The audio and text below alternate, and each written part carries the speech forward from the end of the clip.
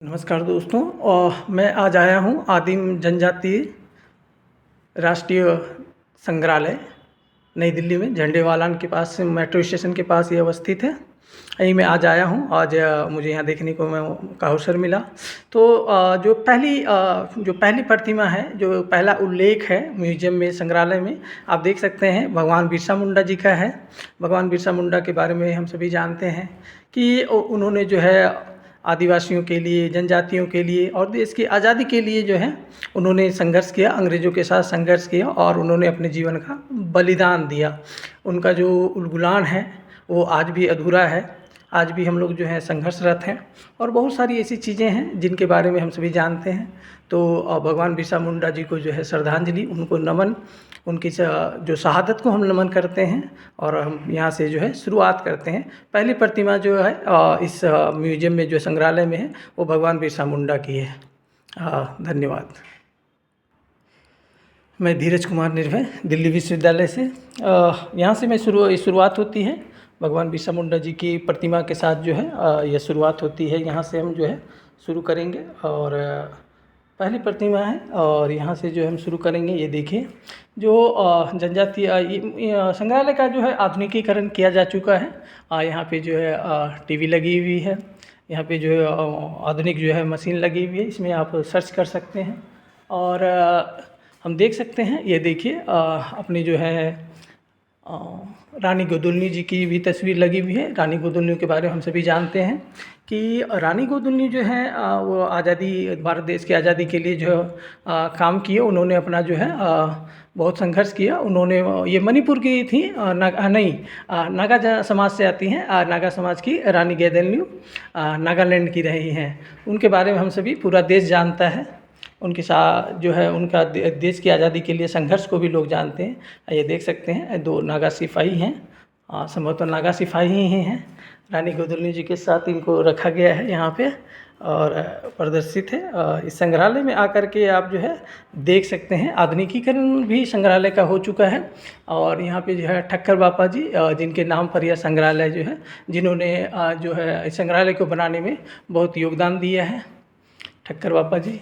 यह देखिए, इनके बारे में जानकारी नहीं दी गई है, लेकिन ये भी जो है ये भील समुदाय के नायक हैं।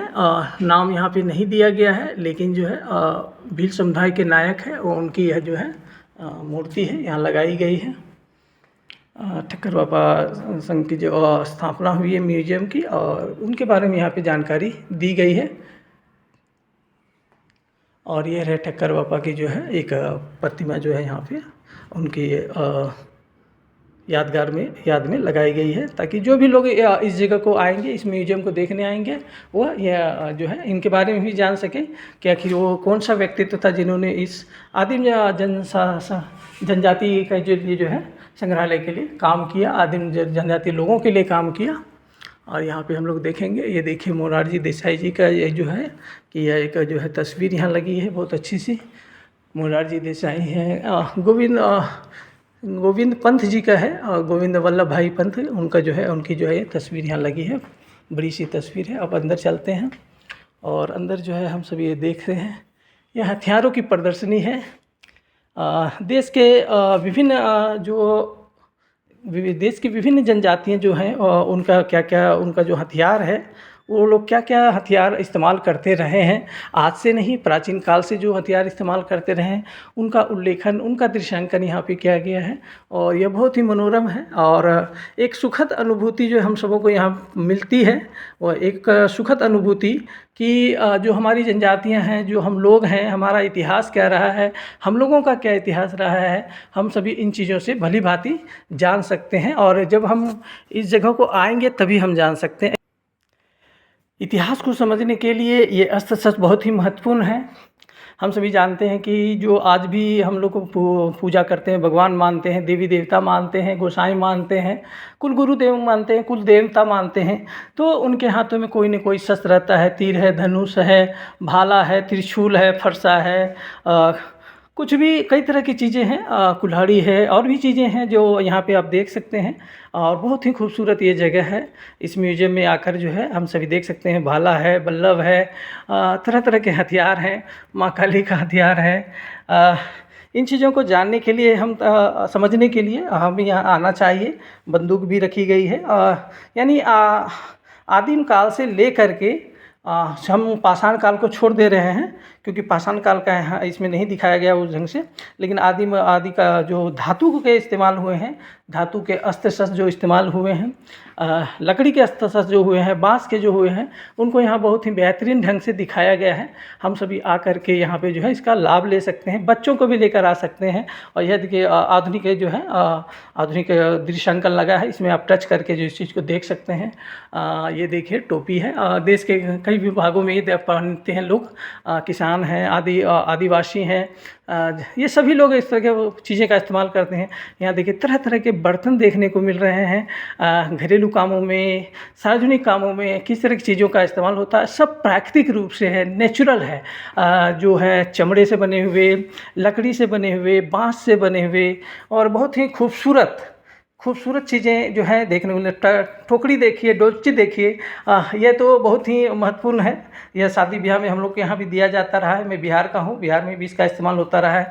और इसमें बहुत सारी ऐसी चीज़ें हैं जो हम लोग के यहाँ भी हुई हैं। मैंने बहुत सारी चीज़ें अपने समय में देखी हैं। खासकर इसको देखिए, इसको इस तरह की चीज़ें जो है हम लोग के यहाँ रही हैं। बाँस का वो देखिए कप देखिए, बाँस के कप में लोग पीते खाते रहे हैं। इस तरह की सजावट को देखिए, इस चीज़ को देखिए, कितना महत्वपूर्ण है, कितना सुंदर है। जो है सूप है, जो टोकरी होती है, एक प्रकार का घर में जो है सामान रखने के लिए, सुंदरता दिखाने के लिए। आज तो लोग जो है आधुनिकीकरण में भूल जा रहे हैं कि हम प्रकृति के साथ कैसे चलें, प्रकृति के साथ कैसे जिएं। उन चीज़ों को समझने की ज़रूरत है। और ये सारी जो है प्राकृतिक है, सजावट की चीज़ें हैं।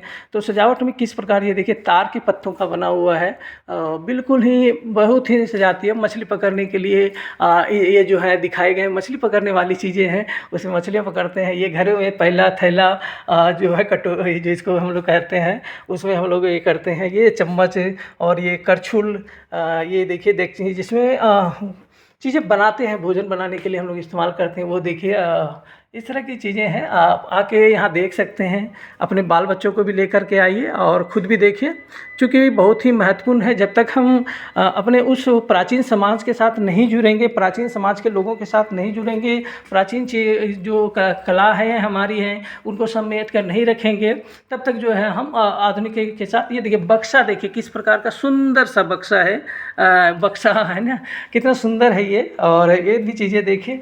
तो इस तरह की चीज़ें हैं, आप आके यहाँ देख सकते हैं और आनंद भी उठा सकते हैं, मनोरंजन भी कर सकते हैं। ज्ञान की चीज़ें भी हैं और इतिहास की चीज़ें भी हैं। और यह दूसरे अब मैं जो है दूसरे इसमें जाऊँगा और उसको जो है चित्रांकन है, और सब चीज़ों को भी देखेंगे। धन्यवाद। धीरज कुमार निर्भय, दिल्ली विश्वविद्यालय से।